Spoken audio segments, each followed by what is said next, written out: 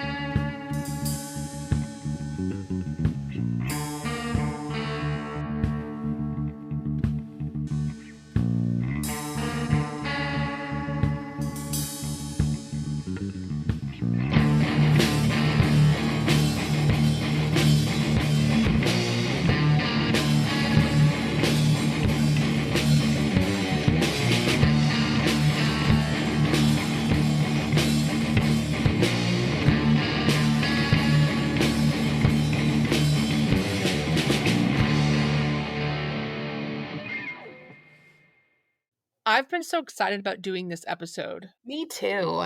I always drove past the inn on my way to work when I worked in downtown Valpo, and I've always thought it was a beautiful place. I agree, Mary, and I've always wanted us to stay the night there. So around Easter, Becky and I did the Legends of the Kankakee bus tour with Mike McDowell. So our listeners that follow Indiana Ghost Stories may be familiar with Mike. Yes, he is the CEO and founder of the Indiana Ghost Trackers. In 2006, he started the Chaos, Haunted, and Historical Tours. And guys, he does all kinds of tours around not only Northwest Indiana, but Chicago as well. Becky and I decided to do one of his tours, which was the Legends of the Kankakee, and it was really good. We'll put a link to his website, and if you want to go on a neat tour where you learn not only history, but some neat ghost lore, check it out. Yes, so this tour had a lot of really good locations. For example, the Old Heritage Inn in Hebron, Indiana, which is now the site of the Casey's gas station. And of course, the Balms Bridge Inn. The creepiest spot was the Cornell Cemetery on State Road 8 between Hebron and Couts. Yes, in fact, Mary and I recorded our first ever EVP there, which I gotta admit, it was very creepy. So as part of the tour, he had everyone get off of the bus and explore the cemetery. It was really neat. So Mary and I have never done this before. We tend to think of ourselves more as what I would call a paranormal journalist, not a ghost hunter. So we were a little hesitant to participate in using any ghost hunting equipment. So he had some ghost equipment there, ghost hunting equipment there available to use, but we just used my cell phone voice memo app and we just started asking some questions and things got a little weird out there fast. The first weird thing is we started smelling a perfume and there was nobody around us. There weren't even any cut flowers in the area where we were. And you guys, we caught a voice. Now, we We don't know what's being said, but it's very interesting and it's spooky. I'll play the clip for you to hear. That's an old one. What was your name?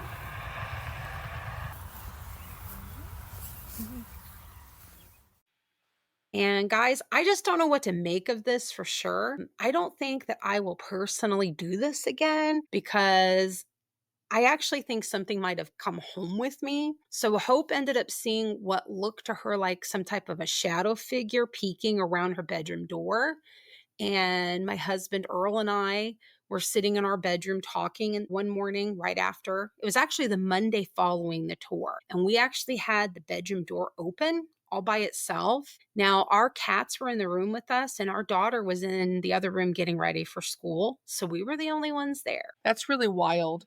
I did not have anything happen at my home, thankfully, but I don't think I'll participate in an actual ghost hunt again either, but it was really neat. Agreed. So, guys, we're going to just stick to telling and documenting the ghost stories.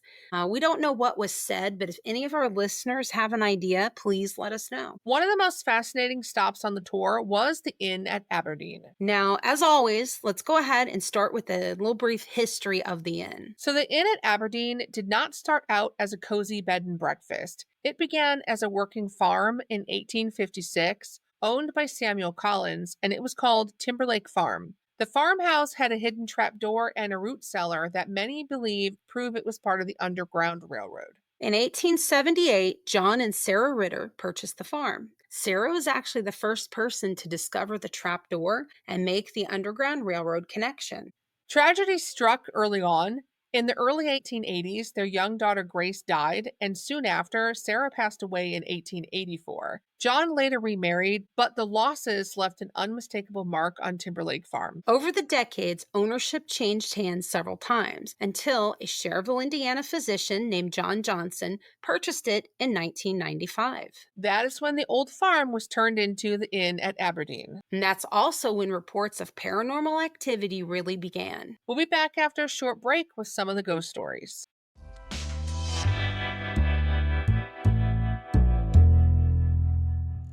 Are you an Indiana small business owner looking to reach a wider audience? Consider partnering with the Hoosier Myths and Legends podcast directly to advertise your business. Our listeners are passionate, engaged, and love supporting local businesses just like yours. By advertising with us, you'll connect directly with a community that values what Indiana has to offer. Promote your business with the Hoosier Myths and Legends podcast and watch your customer base grow. Ready to make your mark? Contact us today at HoosierMythsandLegends@gmail.com and let's bring your business to the forefront. We're back. So let's talk about the most well-known spirit that is said to reside at the inn, the ghost of a child who people have named Angel. Now, it's thought that this spirit is the ghost of Grace Ritter, who was the young daughter of John and Sarah, who passed away tragically in the early 1880s. Now, whether or not that is true, one thing is for certain. She makes her presence known. Now, guests have reported seeing this little girl on the main staircase, and she's not running, she's not playing, she's just standing there, watching like she's waiting for someone. Now, guys, here is the really creepy part. When anyone tries to talk to her or moves closer to her, she has been known to vanish right in front of their eyes. Well, it's not just the sightings of the little girl that freaks me out. Some guests have reported hearing giggles in the halls late at night, or feel tiny hands tugging at their clothes only to turn around and not see anyone there. Yeah, I gotta admit, that's a little unsettling. The most interesting report I came across while we were researching this episode came from people who found a toy in the middle of the floor of their room, even though there were not any children present. Now, from the stories that we have read and heard, it doesn't seem like Angel's scary or hurtful. I agree. It almost seems like whatever this spirit is only looking for company. Yeah, but I can also see that there's definitely something eerie about her presence. Well, there's also something else there that is more of a trickster type of spirit. Right. And listeners, this time it wasn't from a guest, but from a former staff member who still can't shake the memory of what happened on their second day on the job. This is a story we found on Reddit.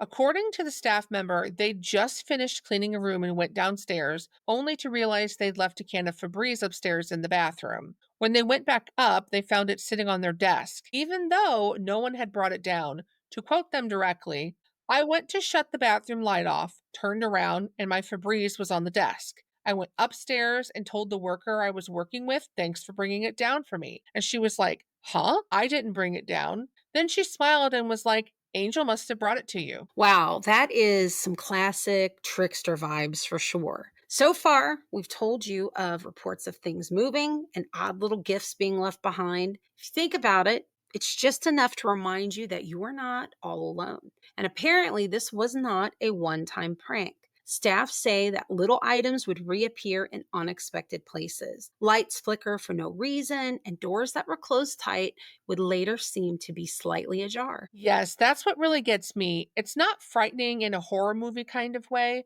Whatever this is playful, but a bit unnerving. Whoever or whatever is messing around up there seems to know where everything goes and watches as people wonder, how did that get there?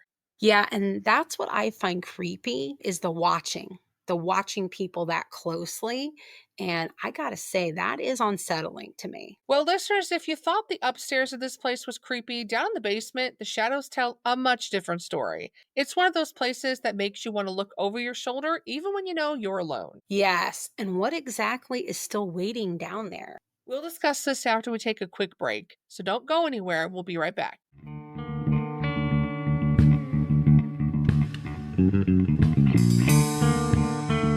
Hey, listeners, in case you didn't know, we wrote a book. Haunted Dearborn County, Indiana is now available at all major retailers. Strange and unusual things lurk behind the calm facade of Dearborn County. Several legends surround the Hill Forest Mansion, the home of one of Aurora's founding families. Many have seen the ghost of a farmer and his mule at Carnegie Hall in Morse Hill. The glowing grave at Riverview Cemetery may connect to the 1941 Agru family massacre. St. Mary's Church Rectory is said to be haunted by the former priest, and the spirits at Whiskey's in Lawrenceburg are not just in the drinks. Several schools in the area echo with the sounds of former students and staff, and numerous local residences house the spirits of former owners who have never left. Join Rebecca and I on a chilling tour from Lawrenceburg to Lawrenceville and beyond. Check out HoosierMythsAndLegends.com for more details. Now, while Angel and the playful upstairs activity gives this inn a curious and almost childlike energy, the basement guys tells a different story entirely. Yes, from everything we've read, several paranormal investigators and psychics who've explored the inn say there's a very different presence below ground. And this is a male spirit who isn't nearly as friendly. I have heard the basement described as heavy. People report that the air itself feels thicker when you step down there. A few people have even said they felt like they were being watched or like something didn't want them there. Now, one team of investigators reported that their equipment just kept on malfunctioning in the basement area. And we're talking EMF spikes, batteries draining, temperature drops. And there was even one medium who claimed to sense a man who was angry and very much protective of the space. What's interesting for me is that unlike Angel, this spirit doesn't seem to want interaction. He keeps to the shadows, and most people who feel him describe the experience as unsettling but not dangerous. It's as if he's guarding something or maybe just stuck in a place he doesn't know how to leave. See, and I think that's the mystery of the inn in Aberdeen. On the surface, it's this beautiful place. And even when we took that tour and we stood outside of this place, it just seems like a peaceful getaway with cozy rooms and some old charm. Is it haunted? We'll leave that up to you to decide. But one thing's for certain, some places never let go of their stories. Unfortunately, according to a real estate listing, the inn closed its doors on January 1st, 2018. The building was sold, and someone new now owns the property. And so ends the stories of the inn at Aberdeen. Or does it? When we were on the ghost tour, it was mentioned that the inn may be rented out now. Could you imagine living there, though? It's beautiful, but probably not. Me either. Now, guys, if you want to read further about this historic location, the inn was actually featured in the book Haunted Hoosier Trails, A Guide to Indiana's Famous Folklore and Spooky Sites by Wanda Lou Willis. And I have to admit that this is a great book. And of course, you could always go on one of Mike McDowell's Chaos Tours to learn a little more history. We will include a link to his tour in our show notes. And I just want to go ahead and add, before we close out this episode, that Mary and I would like to say a special thanks to Mike McDowell for creating the Chaos Haunted and Historical Tours. We really enjoyed his tour. We've had the pleasure of hearing him speak in the past. And listeners, if you ever get the chance to go to one of his presentations or do one of his tours, please do it. I think his work is so important because he's preserving and sharing stories from Northwest Indiana's haunted history. Have you ever stayed at the Inn at Aberdeen, or have you had your own strange experience there? We would love to hear about it. Please send us an email to HoosierMissingLegends@gmail.com or reach out to us on social media. We may use it in a later episode. In the email, let us know if you wish to remain anonymous.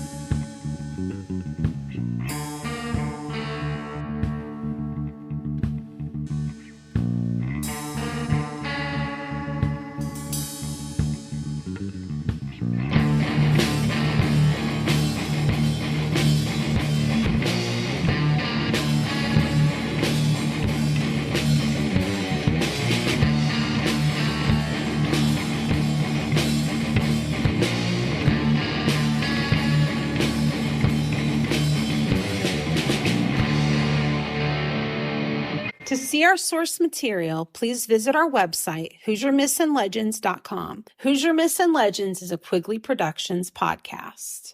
Our theme song was written and recorded by Wet Blanket. The song title is Taxidermy Race Car. As always, stay spooky.